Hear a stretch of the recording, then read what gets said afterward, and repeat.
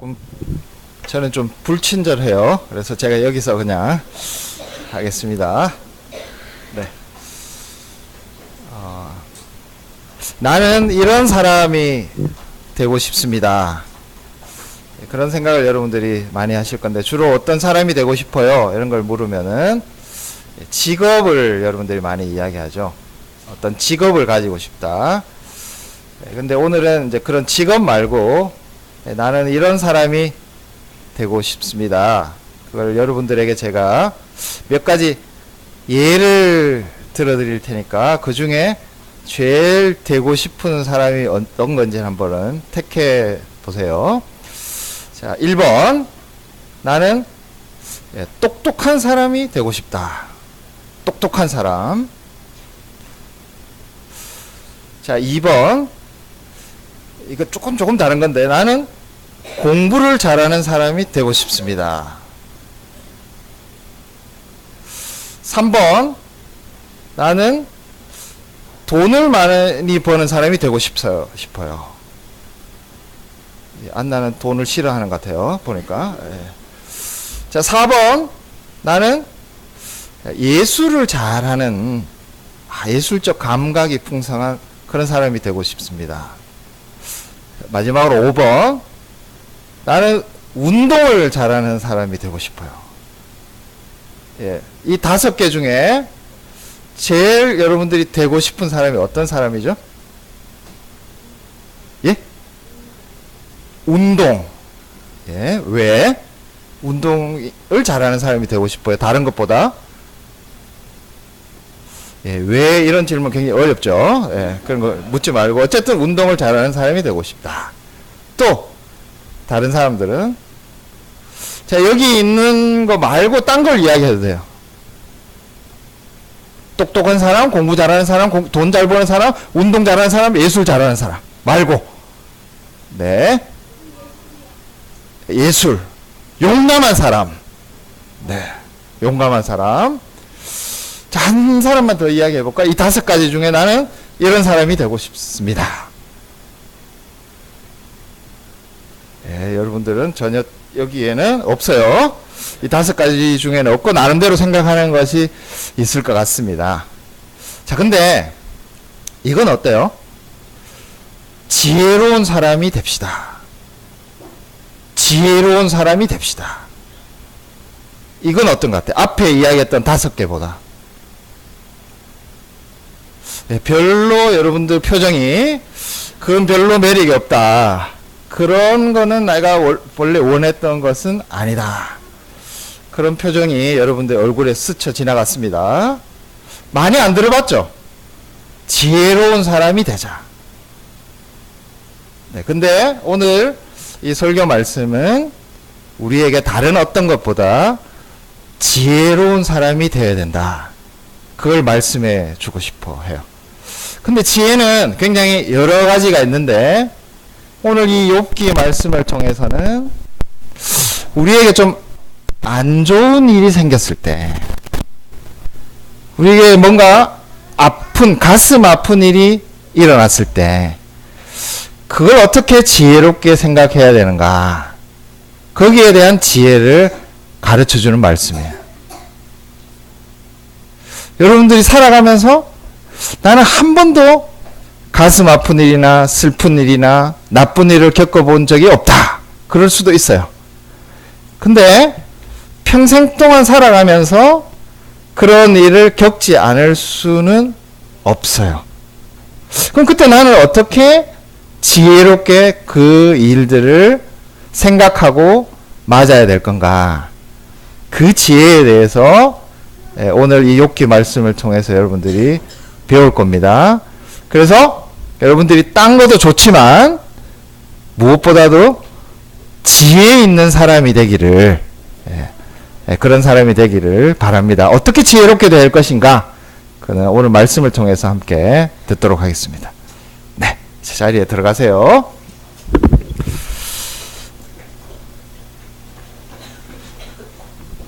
네, 우리 말씀을 위해서 함께 기도하겠습니다.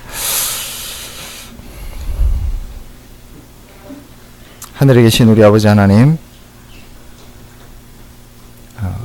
주께서 오셔서 성령이 가르쳐 주시는 바를 우리의 심령 속에 새겨 주시고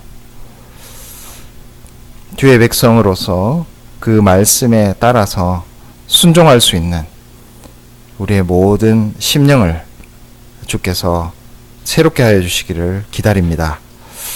주님, 우리에게 지혜가 필요하오니 그 지혜를 주시고 이 땅에서 나의 지혜가 아니라 하나님의 지혜로 살아갈 수 있는 자들 되게 하여 주시옵소서. 예수님 이름으로 기도합니다. 네, 이 욥기 말씀은 지혜서라고 합니다.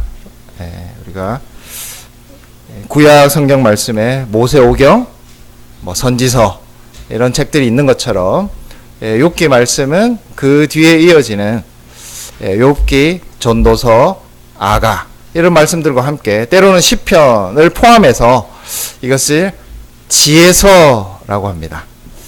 사실 욥기를 읽어보시면 지혜라는 단어가 거의 나오지 않습니다. 우리가 욥기 말씀을 이해하는데 또 도움이 되니까 욥기 28장을 한번 먼저 찾아보도록 하겠습니다. 욥기 28장 말씀은 이 욥기 전체 말씀의 허리에 해당하는 중간에 나오는 하나의 말씀인데 이 욥기 28장 말씀에 보면 12절과 28절 말씀 두 군데 지혜에 대해서 이야기하고 있습니다. 시간이 없는 관계로 12절 말씀만 우리가 함께 찾아서 읽어보도록 하겠습니다. 욥기 28장 12절 말씀 함께 읽어볼까요? 그러나 지혜는 어디서 얻으며 명철이 있는 곳은 어디인고. 거의 욥기 말씀에 지혜라는 말이 나오지 않지만 이 허리에 해당하는 이 욥기 28장에 계속해서 지혜와 명철을 찾는 말씀이 나옵니다.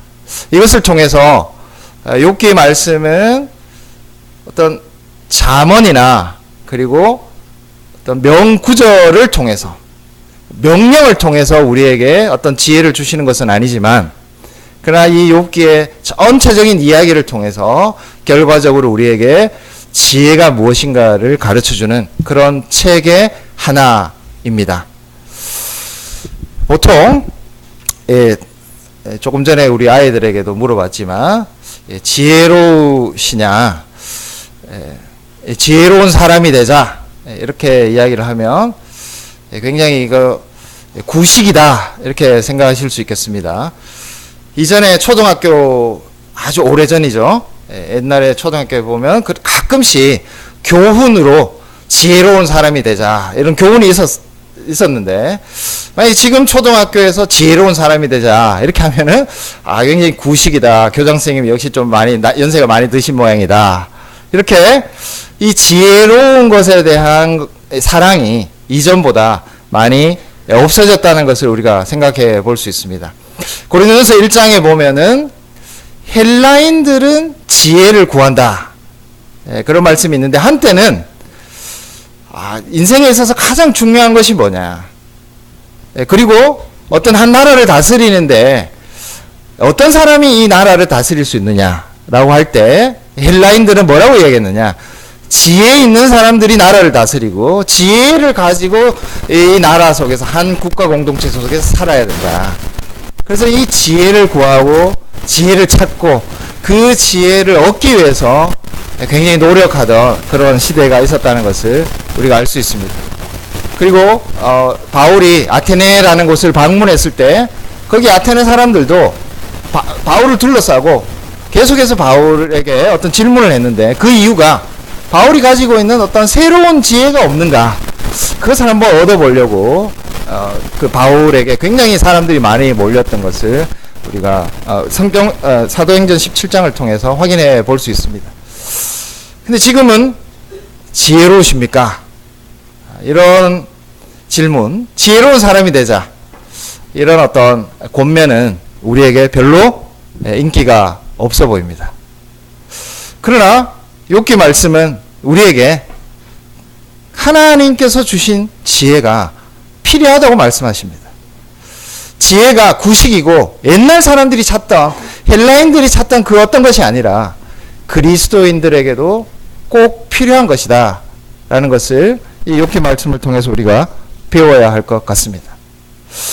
근데 여러분은 어떤 사람을 지혜롭다고 생각하시나요? 예, 우리 주변을 돌아보시면 우리 성도들은 다 지혜롭게 보이시죠? 예, 우리 서로 존중하는 마음으로 우리는 서로가 다 지혜로우신 분이다 이렇게 생각하실 수 있습니다. 근데 일반적으로 세상에서 어떤 사람을 지혜롭다고 이야기하느냐? 예, 대체로 경험이 많은 사람, 어떤 것을 많이 겪어본 사람, 어떤 일을 다양하게 많이 해본 사람들, 예, 그런 사람에게 지혜롭다라는 이야기를 많이 합니다. 예, 저는 굉장히 나이가 어릴 때부터 주위 친구들한테 상당히 조숙한 사람으로 그렇게 인정을 받았습니다. 이걸 좀 표현하자면 좀 지혜가 있구나 이렇게 인정을 받았는데, 제가 초등학교 1학년 입학했을 때 처음 이제 학교를 갔을 때 저희 큰형님이 벌써 대학교를 졸업하셨어요. 근데 집에서는 저희가 한 방에서 6 식구가 다 생활을 했기 때문에 늘 같이 생활을 하는 거죠. 그래서 제가 살아가는 세계는 이미 대학을 졸업하신 저희 형님들의 세계의 이야기를 제가 늘 들었습니다. 근데 그런 이야기를 초등학생 제 친구들에게 해주면은 제가 어떤 사람이 될까요? 굉장히 경험이 많고 아는 것이 많고 지혜로운 사람처럼 보였을 것 같아요. 그래서 제가 말을 많이 하지는 않았지만, 그러나 친구들에게 항상 어떤 이야기를 할 때, 심지어는 제가 겪어보지도 않았고 해보지도 않은 일인데 들은 이야기를 가지고 그걸 이야기하며 마치 제가 지혜로운 사람인 것처럼 그렇게 인정받았던 그런 기억들이 있습니다. 세상에서 지혜로운 사람이 어떤 사람이냐? 많은 것을 겪어보고 많은 것을 경험하고 많은 것을 해본 사람, 그런 사람을 우리는 지혜롭다 이렇게 이야기할 때가 많습니다. 물론 그런 지혜들이 중요하죠. 그러나 우리는 자칫 그런 사람들을 지혜롭다고 할 때 놓치기 쉬운 것들이 있습니다.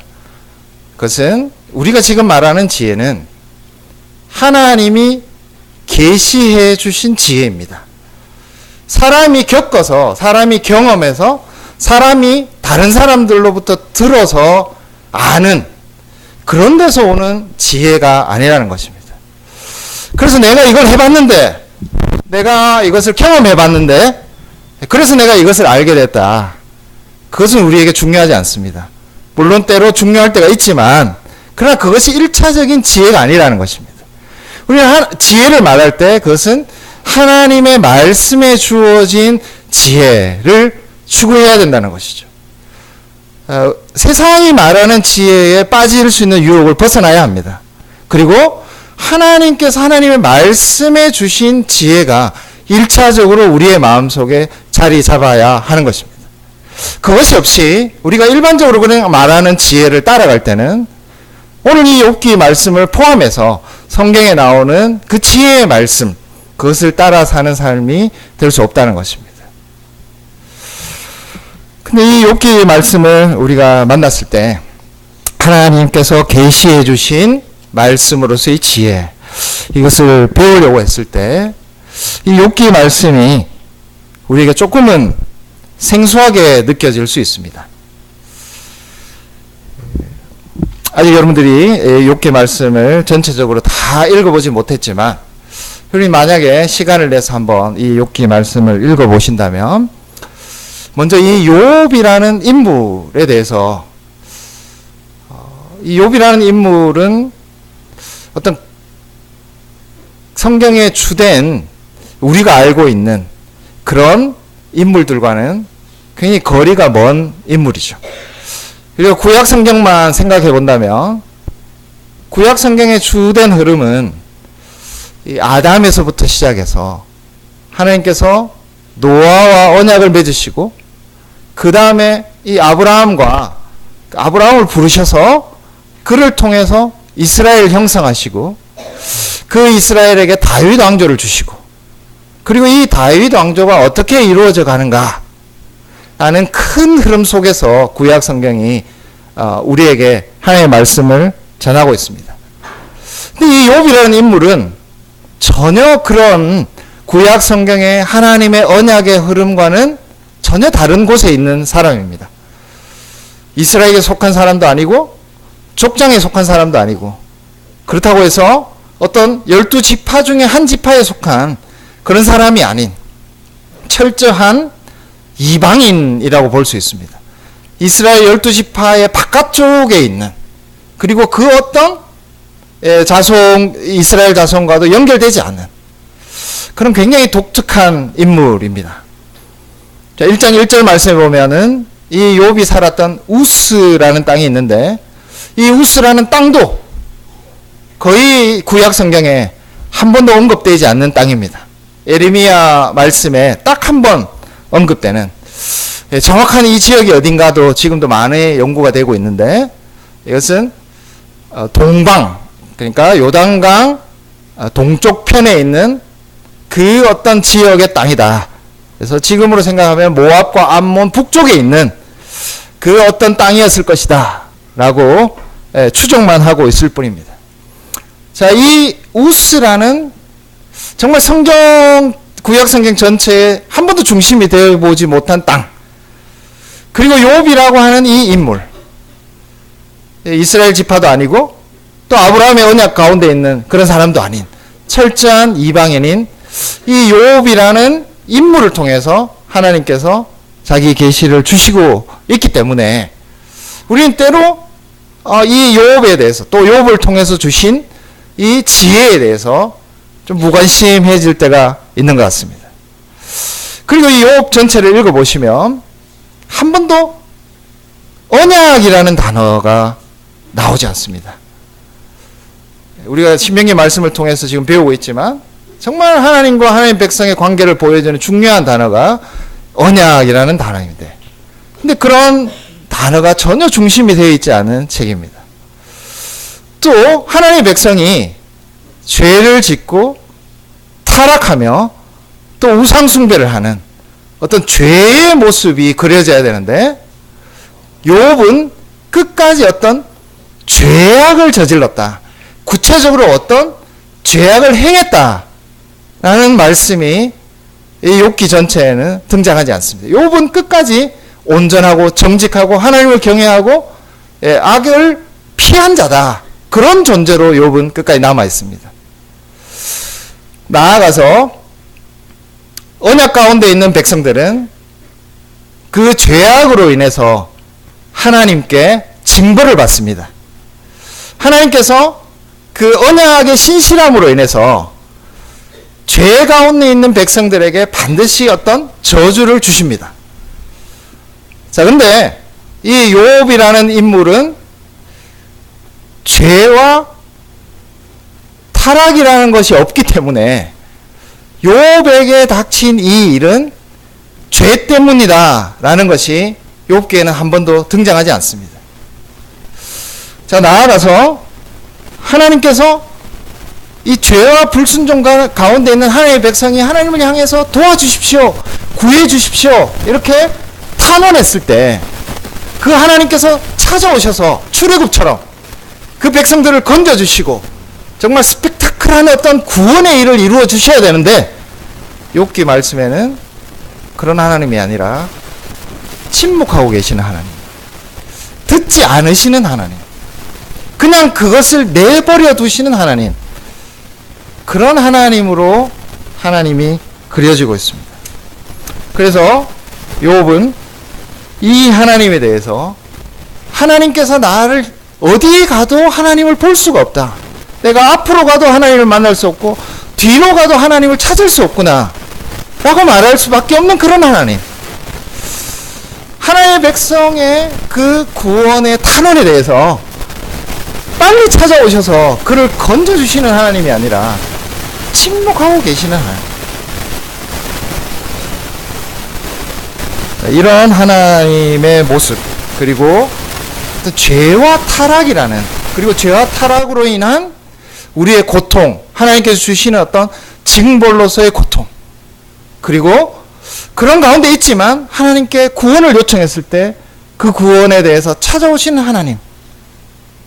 이렇게 구약 성경을 읽을 때 우리에게 늘 친근한 그런 모습의 하나님과 하나님의 백성의 모습이 이 욥기에는 어떻게 보면 전혀 다른 모습으로, 우리에게 너무나 생소한 모습으로 그렇게 다가오고 있습니다.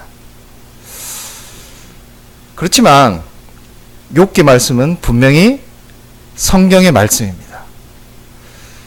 비록 이 안에는 언약이라는 단어가 나오지 않고 우리에게 익숙한 그런 내용들이 구약 성경 전체를 차지하는 그런 언약적 관계 속에서 우리에게 이루어지는 일들로 채워져 있지 않지만 분명히 하나님께서는 욥기의 말씀을 우리에게 주셨습니다. 그래서 이 욥기 말씀은, 또 욥기에 나타난 지혜는 우리에게 부록이 아닙니다. 성경책에 어떤 부록처럼 끼워져 있는 책이 아니에요. 욥기 말씀에 나타난 이 지혜는 우리가 그리스도인으로서 살아가는데 변두리에 있는 말씀이 아닙니다. 이 욥기 말씀을 포함해서 이 지혜의 말씀이 우리에게 채워져야 우리가 하나님 앞에 살아가는 온전함이 이루어질 수 있는, 그래서 구약 성경의 주된 흐름에서, 주된 내용에서, 주된 인물에서, 주된 배경에서 벗어나 있지만 욥기의 말씀은, 그리고 그 속에서 나타난 이 지혜는 우리에게 필수적인 것입니다. 결코 부록이 아닙니다. 이것으로서 하나님께서 우리에게 주신 그 계시를, 그 마지막 퍼즐을 맞춰야지 하나님께서 우리에게 원하시는 삶이 이루어지는 그런 말씀이기 때문에 욥기를 포함해서 이 지혜의 말씀은 정말 필요합니다. 우리는 예수 그리스도를 통해서 구원받은 백성으로 살아가고 예수님께서 다시 오실 때 우리가 어떻게 새하늘과 새 땅에 살아갈 것인가 중요합니다. 그러나 일상에서, 우리의 삶의 순간순간에서 어떻게 지혜롭게 살아야 될 것인가도 분명히 성경 말씀이 있습니다. 그리고 이것도 하나님께서 우리에게 너무나 분명히 원하시는 말씀이기 때문에 그런 의미에서 욥기 말씀은 우리에게 정말 필수적인 말씀입니다. 그리고 욥기가 가르쳐주는 이 지혜가 우리에게 정말 중요한 것이다 라는 것을 다시 한번 생각해 보게 됩니다. 오늘 우리가 읽은 이 본문 말씀, 욥기 1장 6절부터 12절까지 말씀, 이 말씀은 하늘에서 있었던 일입니다. 우리는 땅에 살아가고 있죠.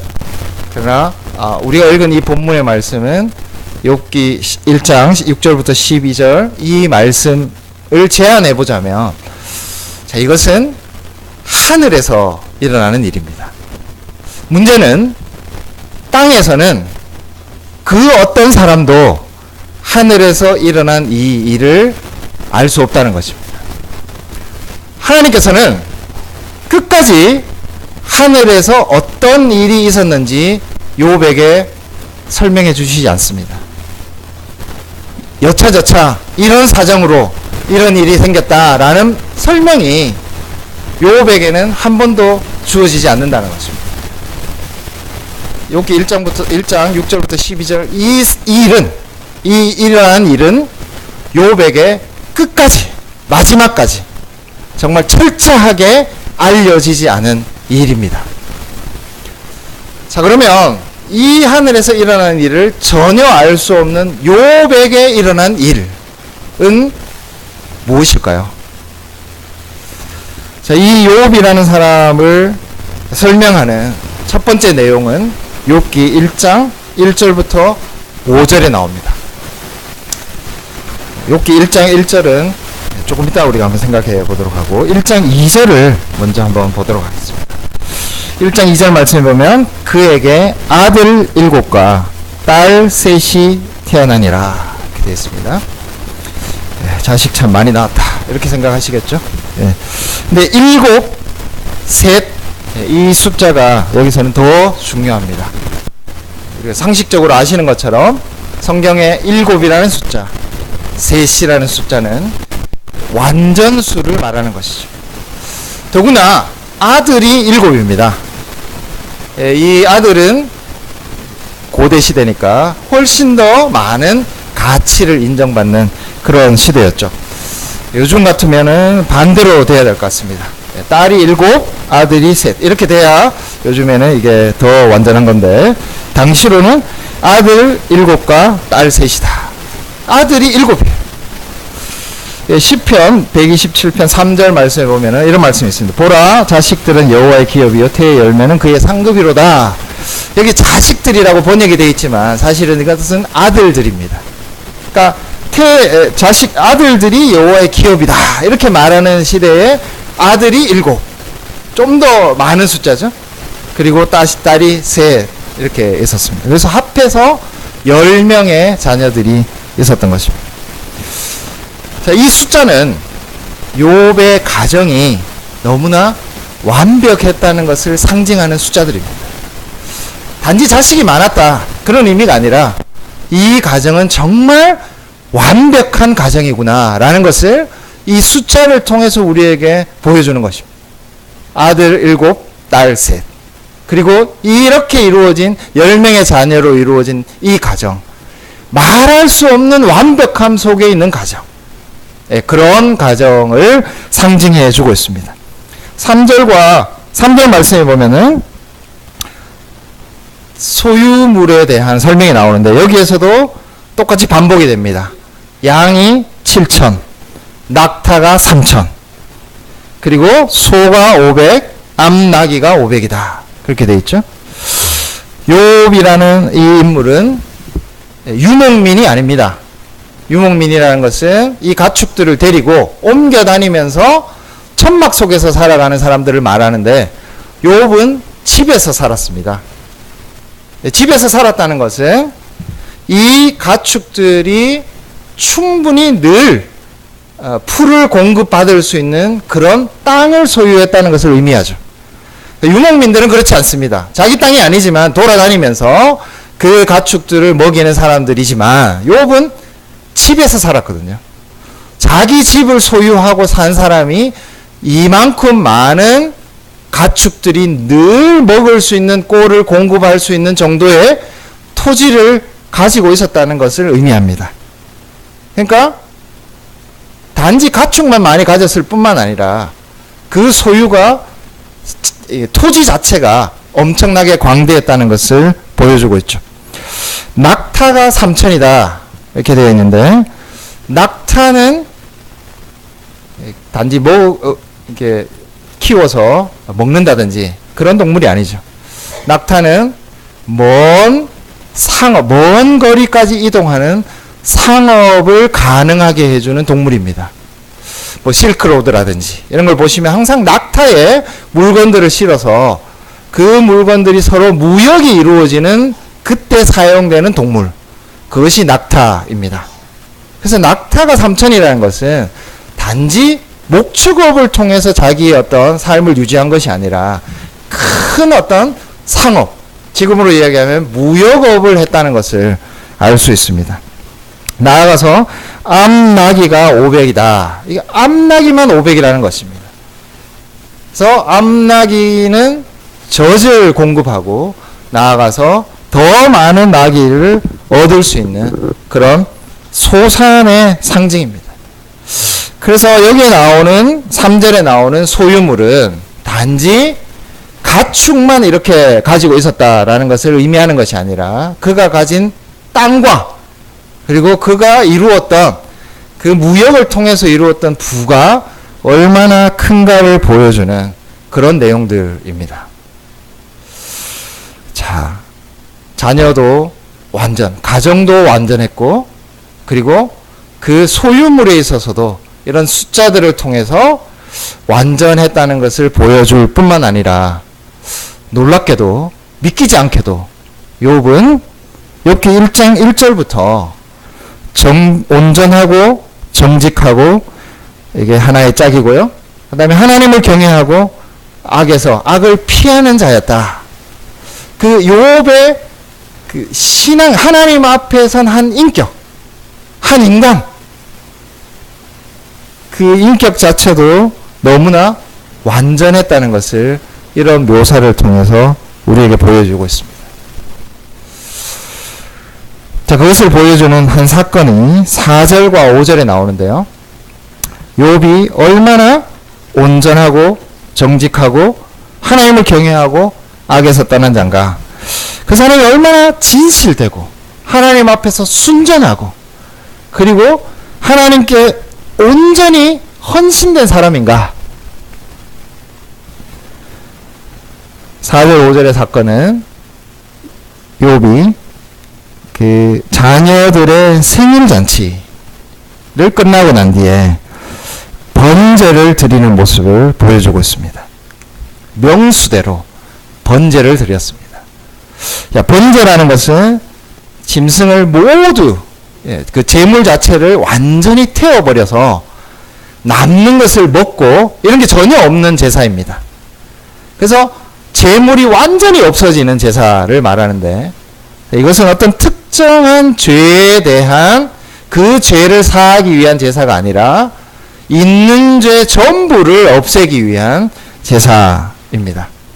혹여나 빠진, 혹여나 놓칠 수 있는 죄까지도 모두 태워서 그것도 모두 없앨 수 있는 제사를 일부러 욥은 드렸습니다. 당시에 이 생일잔치 같은 경우에는 한 일주일 정도 모여서 잔치를 했다 이렇게 이야기를 하는데 그 생일잔치가 있을 때마다 욥은 이 번제로서 혹여나 이 가정 속에 자기 자녀들 속에 혹은 자기 속에 하나님을 향한 죄가 있을까봐 번제로서 하나님께 드렸습니다. 그리고 5절 말씀에 보면 내 아들들이 죄를 범하여 마음으로 하나님을 욕되게 하였을까. 그 마음 속에 있는 죄까지도 노심초사하면서 하나님을 향해서 저지르지 않도록 이런 모습으로 산 이 욥을 욥기 1장 1절부터 또 하나님께서도 욥은 온전하고 정직하고 하나님을 경외하고 악을 피하는 그런 사람이라고 설명해 주고 있습니다. 가정에 그리고 자산에 그리고 하나님을 향한 이 모습에서 그 인격에서 모든 것이 욥의 삶은 너무나 완벽한 그런 모습으로 욥은 그려지고 있습니다. 여러분들이 머릿속으로는 욥과 상당히 거리감을 느끼실 겁니다.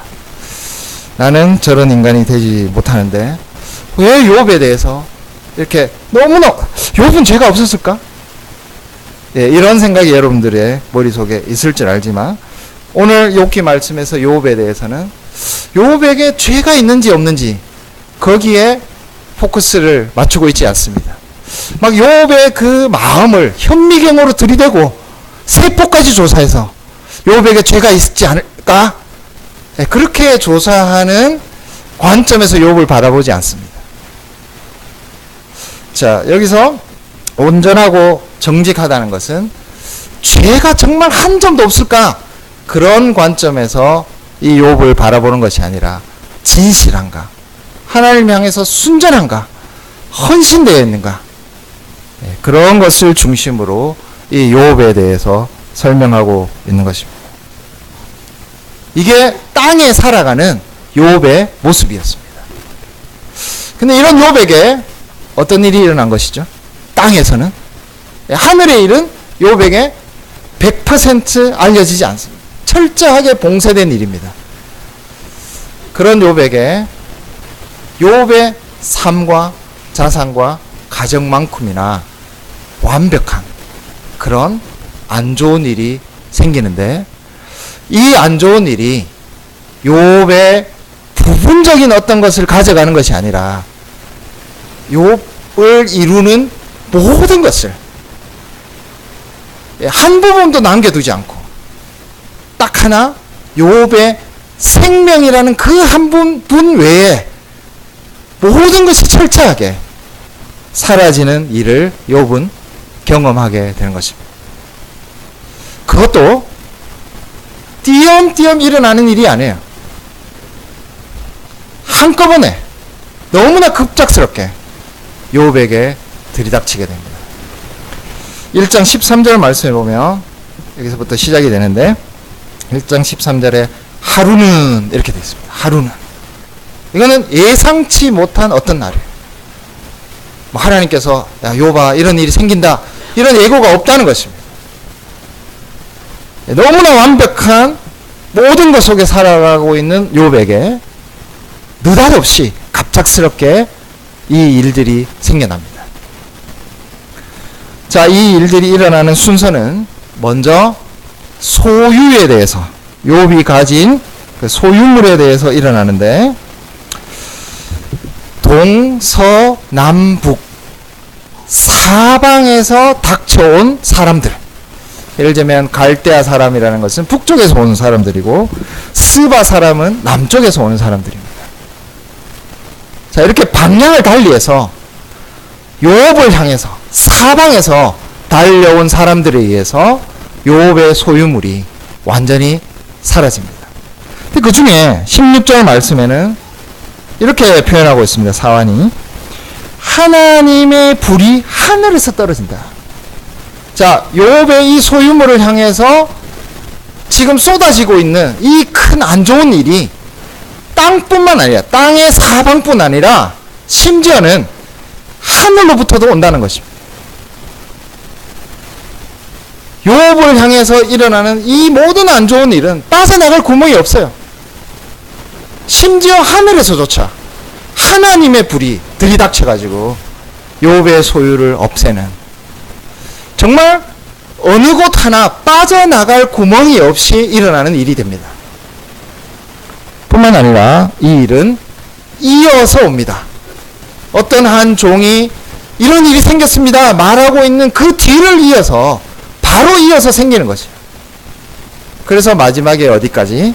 그 10자녀를 잃는 것까지 순식간에 한순간도 끊어짐 없이, 그리고 온 사방에서 심지어는 하늘로부터 불이 내려서 그 소유물을 없애는, 땅뿐만 아니라 하늘조차도 이 욥을 향해서 완전히 봉쇄해서 일어나는 일들로 그렇게 설명되고 있습니다. 그리고 모든 것이 없어집니다. 자녀 중에 일부가 아니에요. 아들 중에 한 명을 남겨놓는다 그런 게 없습니다. 완전히 다 없어지고, 두 번째 시험 이후에는 심지어는 욥의 몸까지도, 그 욥의 건강까지도 모조리 사라지는 그런 일이 너무나 완벽하게 철저하게 욥을 향해서 그 어느 빈틈도 주지 않고 연속해서 일어나게 됩니다. 앞에서 이야기했던 그 욥의 삶의 그 완전함에 너무나 비교가 되는 정말 완전한 파괴, 욥의 삶에서 정말 생명 하나 빼놓고는 모두가 다 사라져버리는 그런 일이 너무나 순식간에 급작스럽게 욥에게 닥쳐오는, 이것이 욥이 이 땅에서 경험하는 일입니다.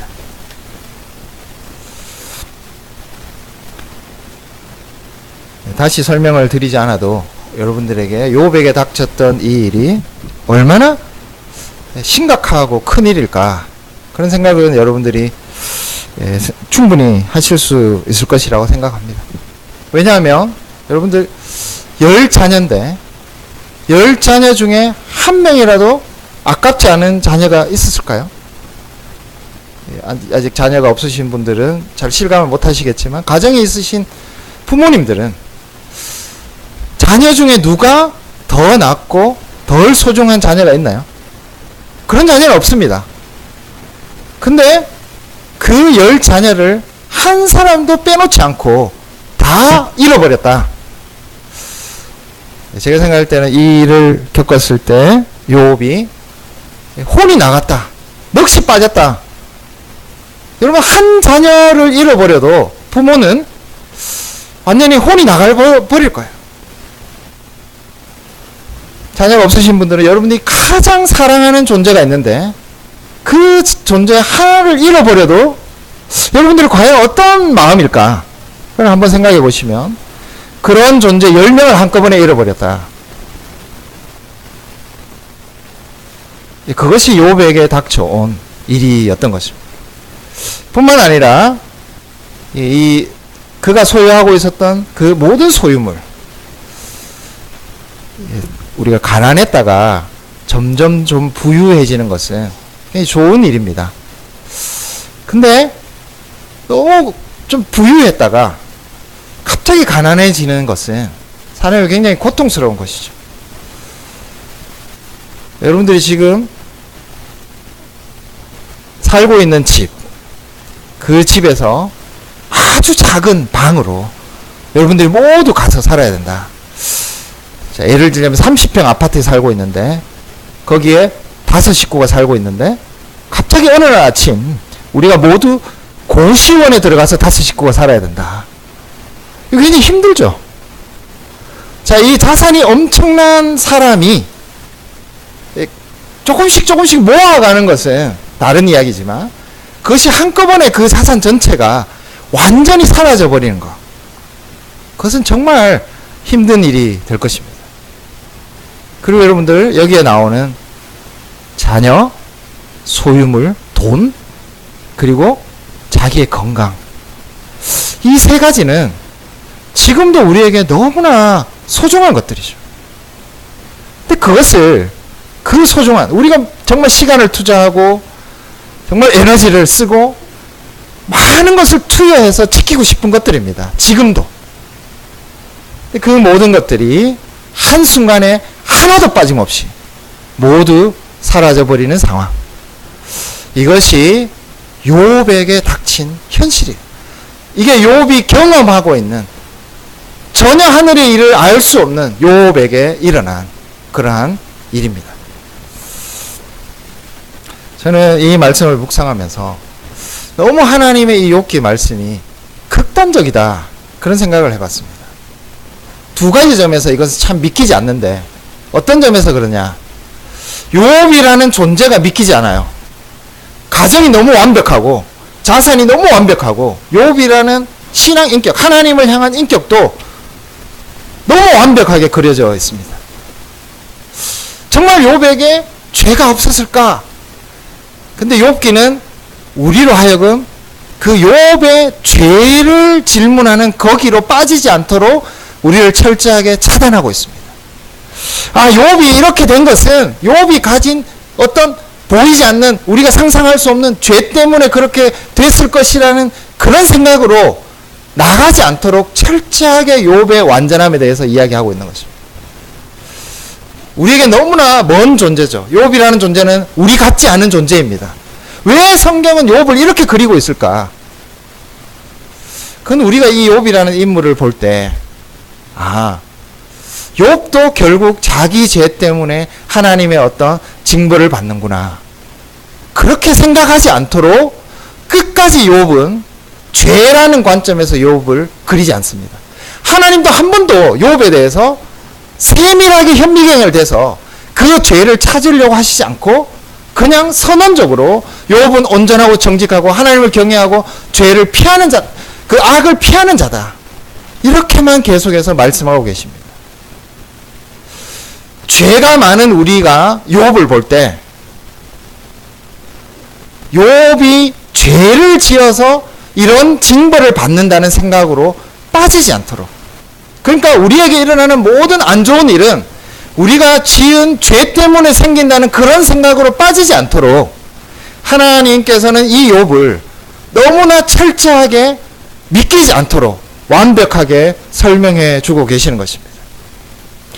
이 욥의 완전함을 통해서 우리에게 주시고자 하는 것은, 죄 가운데 살아가는 우리에게 주시고자 하는 그 생각은 무엇인가? 우리에게 일어나는 모든 일이 하나님께서 우리가 지은 죄에 대해서 1대1로 대응해서 일일이 징벌을 주시는 것이 아니라는 것입니다.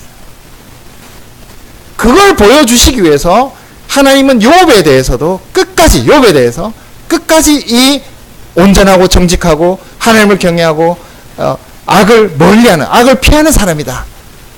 그런 모습으로 우리에게 보여주고 계시는 것입니다.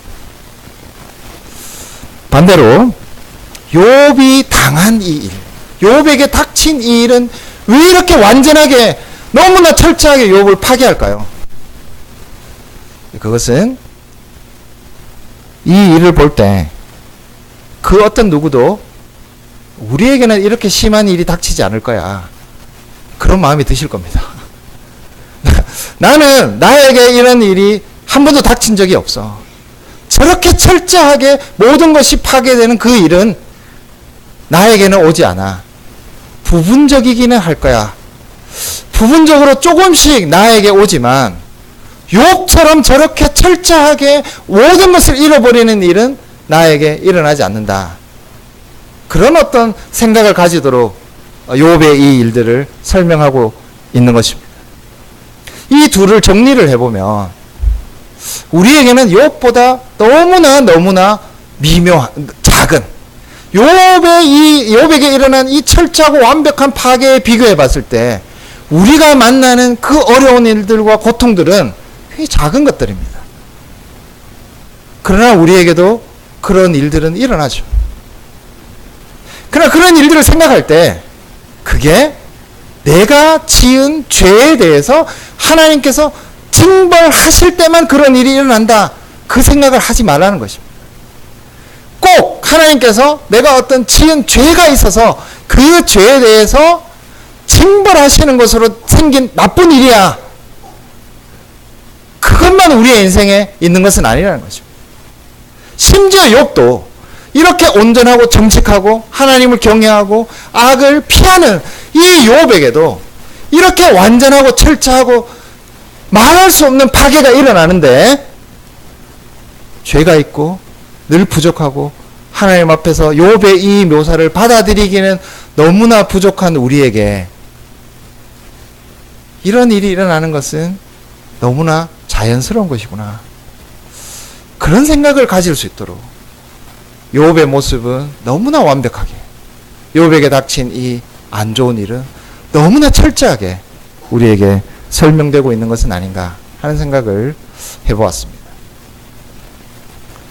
우리에게 욥이 만난 일, 그것에 비해서는 너무나 작게 보이는 일이지만 그런 일들이 우리에게 옵니다. 그리고 오고 있습니다. 그 속에 우리가 있죠. 그러나 그것을 너무 쉽게 어떤 사람의 죄 때문에 혹은 나의 죄 때문에 일어난 일이라고 결론 짓지 말라는 것입니다. 왜? 욥이 그렇지 않았기 때문에. 욥은 죄 때문에 그 일을 만나지 않았습니다. 그 죄에 대한 하나님의 응징으로서 이런 일이 일어나지 않았습니다. 우리가 가지고 있는 상식, 우리가 가지고 있는 인과응보, 권선징악의 그림이 욥에게는 맞지 않는다는 것입니다. 욥은 그런 캐러고리 속에 들어가지 않는, 그런 범주 속에 들어가지 않는 인물로 끝까지 살아남습니다. 그래서 우리가 생각하는 그 상식을 욥에게도 도입하지 말라는 것입니다. 남의 일을 이야기할 때 어떤 사람이 좋지 않은 일을 겪습니다. 그럼 많은 사람들이 이렇게 이야기하죠. 저 사람에게 어떤 하나님을 향한 죄가 있기 때문에 저런 일을 만나는구나. 나중에 나오는 욥의 세 친구들은 이 상식, 이런 도식을 욥에게 적용해 버립니다. 그러나 그것은 이 경우에 맞지 않아요. 욥에게는 그렇게 생각하는 그 생각, 그렇게 맞지 않는 삶입니다. 욥에게 닥친 일은 그렇게 결론 내서는 안 되는 그런 삶이 욥에게 일어난 것이라는 것이죠. 여러분 스스로를 생각할 때도 나에게 일어난 욥의 그 비참함에 비해서는 너무나 작은 일이지만, 그러나 나에게 너무 고통스럽고 어려운 일이 있는 것이 하나님께서 나에게 어떤 내가 저지른 어떤 죄 때문에 징벌로서 주시는 것이구나. 이렇게 스스로를 너무 그 상식으로 몰고 가시지 마시라는 것입니다. 그렇게 가면 욥기 말씀에서는 지혜로운 것이 아닙니다. 그건 하나님께서 욥기를 통해서 주시고자 하는 말씀이 아니에요. 그걸 보여주시기 위해서 욥은 너무나 완벽하게, 욥의 그 하나님을 향한 인격은 죄가 있느냐 없느냐의 관점에서 보지 않는다는 것이죠. 반대로 욥에게 일어난 일은 너무나 철저한 파괴로 우리에게 보여지고 있는 것입니다. 이렇게 하나님께서 완전한 욥과 그리고 완전한 파괴 욥에게 일어난 일을 보여주시는 것은 우리로 하여금 우리가 지은 죄 때문에 아니면 저 사람의 어떤 죄 때문에 어떤 안 좋은 일이 생기는구나 라는 생각으로 가는 것을 철저하게 차단하기 위해서 하나님은 이 완전함을 통해서 욥과 욥에게 닥친 일을 설명하고 있는 것입니다. 이게 이 땅에서 우리가 경험하는 것입니다. 그리고 이 하늘에서 어떤 일이 일어났는지는 끝까지 우리에게 알려지지 않을 것입니다. 우리는 모릅니다. 우리에게는 닥치는 일만 있을 뿐이에요. 우리에게 닥쳐오는 그 고난, 우리에게 닥쳐오는 재난, 파괴, 어려움, 고통, 그것만 우리는 경험할 뿐이죠. 그러니까 그것을 경험할 때 하나님께서 나에게 징벌하시는구나, 그렇게만 가시지 말라는 거예요. 그 생각 속에만 빠져서 자기 스스로를 자책하지 말라는 것입니다. 이것이 욥에게 일어난 일의 이 묘사를 통해서 하나님께서 우리에게 의도하시는 내용입니다. 자, 이렇게 욥에게 철저하게 알려져 있지 않은 이 일, 하늘에서 일어난 일, 그것을 하나님께서는 말씀을 통해서도 또한 가르쳐 주십니다. 욥에게는 알려지지 않았지만 그러나 우리에게는 보여진 일입니다. 어떤 일이 일어났느냐? 그것은 사탄이라는 존재가 여기에 등장합니다. 굉장히 이중적인 존재인데요. 사탄은 어떻게 보면은 하나님의 종과 같은 존재입니다. 암행어사같이 이 세상을 돌아다니면서 사람들을 조사합니다. 철저하게 하나님의 명령에 의해서, 하나님의 뜻에 의해서 하나님께서 부리시는 존재로, 마치 하나님의 이 천상의 회의에서 함께하는 하나님의 아들들처럼 사탄의 모습은 하나님께 굉장히 순종하는 모습입니다. 하나님의 명령에 따릅니다. 하나님의 뜻에 따라서 이 일들을 행하는 하나님의 종의 모습이 있습니다. 근데 이 사탄의 교묘함은 무엇입니까? 하나님께서 사탄을 만나자마자 욥에 대해서 말씀하십니다. 놀라운 것이죠. 욥에 대해서 온전하고 정직하고 하나님을 경외하고 악을 피하는 사람이다, 이렇게 욥에 대해서 이야기를 했을 때 사탄은 이렇게 말하지 않아요. 아닙니다. 욥은요, 죄가 있어요. 하나님 모르신 죄가, 숨은 죄가 있는데 욥도 알고 보면 죄인이에요. 이 사탄은 욥에 대해서 하나님이 말씀하시는 것을 정면으로 반박하지 않습니다. 어떻게 이야기하죠? 그거 인정합니다. 맞아요. 욥은 정말 그런 사람입니다. 그런데 욥이 까닭 없이 하나님께 그렇게 할까요? 이렇게 하나님께 질문합니다. 까닭 없이. 자, 그러면서 이 까닭 없이의 이유를 밝히죠. 하나님께서 그 손으로 가정과 집과 그와 그의 집과 그의 소유물을 보호하시기 때문에 그 이유로, 그 까닭으로 욥은 그렇게 하는 것입니다. 사탄은 이렇게 말합니다. 욥이 그런 모습이라는 것을 사탄도 부인하지 않아요. 사탄은 그 말을 인정하는 모습으로 하나님 앞에 욥에 대해서 이야기합니다. 그러나 사탄의 질문은 이것입니다. 욥이 과연 까닭 없이 그렇게 할까요? 자, 이 까닭 없이 그렇게 하지 않았다는 것을 이 땅에서 같이 이야기해주는, 메아리처럼 이야기해주는 존재가 있습니다. 그게 욥의 아내라는 존재입니다. 마치 하늘에서 사탄이 했던 말을 아는 것처럼 그 말을 그대로 해주는 사람이 누구냐? 욥의 아내인데 2장 9절 말씀에 딱 한 번 욥의 아내가 등장합니다. 그의 아내가 그에게 이르되 당신이 그래도 자기의 온전함을 굳게 지키느냐? 하나님을 욕하고 죽으라. 여기 욕하라는 것은 하나님을 저주하라 라는 것입니다. 그 말을 누가 했느냐? 사탄이 하나님 앞에서 한 말이에요. 욥이 까닭 없이 하나님을 그렇게 경외하는 것은 아니기 때문에 그 까닭을, 그 이유를, 그 근거가 되는 집과 소유물을 없애면 욥은 하나님을 저주할 것입니다. 사탄이 한 말입니다. 그 사탄이 한 말의 메아리처럼 이 땅에서 좀 마치 그 사탄의 말을 아는 것처럼 이야기하고 있는 사람이 누구냐? 그게 욥의 아내입니다. 그러나 욥은 사탄의 말에 따라가지 않고 하나님께서 욥을 설명하신 대로 이유 없이 까닭 없이 어떤 것을 주셨기 때문에가 아니라는 것을 욥은 끝까지 지킵니다. 그걸 어떻게 하나님께서는 이야기하시느냐? 그 온전함을 굳게 지켰다. 2장 3절 말씀 마지막에 보면 2장 3절 마지막에 보면 그가 여전히 자기의 온전함을 굳게 지켰다. 굳게 지킨 것이 뭐죠?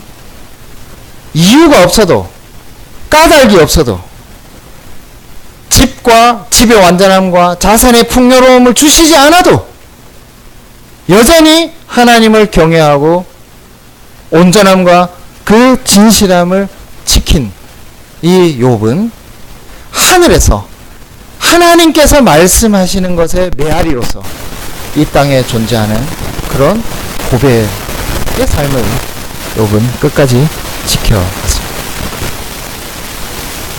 하늘의 이 일은 전혀 땅에 알려지지 않았습니다. 그러나 사탄은 땅에 있는 욥의 아내의 그 말과 똑같은 말을 하늘에서 하고 있습니다. 사람은 욥은 이유가 있어서 집과 자산 때문에 그것을 지켜주시고 그것을 주셨기 때문에 하나님을 경외합니다. 까닭 없이 하나님을 경외하지 않습니다. 그 길을 사탄은 유도하고 그 고백을 얻고 싶어 합니다. 그리고 욥의 아내는 그 고백을 따라갔습니다. 그러나 하나님은 그렇게 말하지 않습니다. 그의 온전함을 굳게 지켰느니라 이렇게 하나님은 말씀하셨고 욥은 그 하나님의 말씀의 메아리처럼 이 땅에 살아갔습니다. 저는 이 욥기 말씀 초반부를 읽으면서 마음이 조마조마했습니다. 혹시 욥이 하나님의 말씀의 메아리가 아니라 사탄의 말의 메아리처럼 그런 길로 가버리지 않을까? 이제 나에게 이 모든 것이 없어졌으니 나는 하나님을 저주하겠다. 그런 길로 혹시나 가버리지 않을까? 조마조마하게 이 말씀을 지켜봤습니다. 왜 이런 마음이 저에게 들었을까요? 그건 우리의 모습이기 쉽기 때문에 그렇습니다. 내가 왜 하나님을 경외하는가? 나에게 혹시 까닭이 있어서가 아닐까? 나에게 주신 어떤 것 때문에 그래서 그것이 없어지면 나는 더 이상 하나님을 경외할 이유가 혹시 없는 그런 마음으로 나는 하나님을 지금 예배하고 하나님을 경외하지 않을까? 그런 일종의 저에 대한 의구심 그것이 있었기 때문에 저는 이 욥의 상황이 욥을 향해서 달려드는 이 하늘의 회의가 조마조마했습니다. 근데 하나님께서는 왜 이런 끝까지 그 온전함을 지키는 욥의 모습을 우리에게 보여주실까? 여기에는 하나님의 소망이 들어있는 것 같습니다. 하나님 지금도 찾으십니다. 이 땅에서. 누구를? 하늘에서 하나님께서 말씀하시는 그 말씀. 하나님께서 주시는 온전함을 굳게 지켰느니라. 이 말씀을 채워줄 이 땅에서의 그 삶. 이 땅에서의 고백. 이 이 땅에서의 그 하나님의 백성의 모습, 그것을 지켜가는 사람을 찾으시기 때문에, 그런 소망을 가지고 계시기 때문에 제 마음에는 조마조마했지만 끝까지 이 온전함을 지키는 욥의 모습으로 우리에게 보여주시지 않는가라는 생각을 해보게 되었습니다. 그렇습니다. 욥은 하나님께서 말씀하시는 그 말씀에 맞게 그 메아리처럼 그것을 자기의 삶으로서 그리고 자기의 고백으로서 지켰습니다. 사탄은 뭐라고 말하고 싶어 하겠죠? 욥의 아내처럼 이제 하나님을 저주해야 되겠구나. 이 이유가 없어진, 하나님을 경외하고 예배할 이유가 없어진 그런 하나님에 대해서 저주하고 인생을 끝내는 것이, 그것이 우리의 인생에 주어진 것이구나. 그렇게 말하려는 우리를 막으시고, 하나님께서는 우리에게 까닭 없이 하나님을 경외하는 그런 백성을 찾으시고 계시다는 것입니다. 욥에 비해서는 말할 수 없이 작은 일이지만 우리에게는 매우 힘들고 어렵고 고통스러운 일이 정말 알 수 없는 이유로 우리에게 늘 닥쳐옵니다. 왜 닥쳐오는지, 이유가 뭔지 우리에게는 보이죠. 그러나 이 땅을 살아가는 욥과 같은 사람들에게 완전히 알려지지 않습니다. 그냥 그 일만 닥치는 거예요.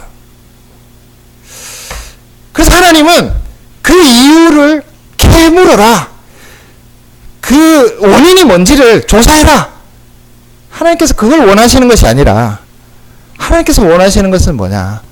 끝까지 까닭 없이 이유 없이 하나님을 경외하는 그 고백과 삶을 원하시는 것. 그게 하나님께서 우리를 향해서 지금 욥의 이 모습을 통해서 소망하시고 기대하는 것입니다. 우리는 이유를 알고 싶죠. 원인이 무엇인지를 정말 끊임없이 묻고 싶습니다. 그러나 하나님은 침묵하시면서 이 고백을 얻기를 원하시는 것이죠. 하나님께서 하늘에서 말씀하시는 그 내용대로 우리의 삶이 채워지는, 그 온전함을 지키는 자로서 이 땅을 살아가는 그런 백성을 소망하고 계시기 때문에 욥의 이 모습을, 우리에게 너무나 멀어 보이지만 욥의 이 고백을 우리에게 보여주신 것이라 생각합니다. 함께 우리 시편 찬송하면서 하나님께 오늘 말씀을 다시 한번 고백하도록 하겠습니다. 시편 2편 3절 4절 함께 찬양하겠습니다.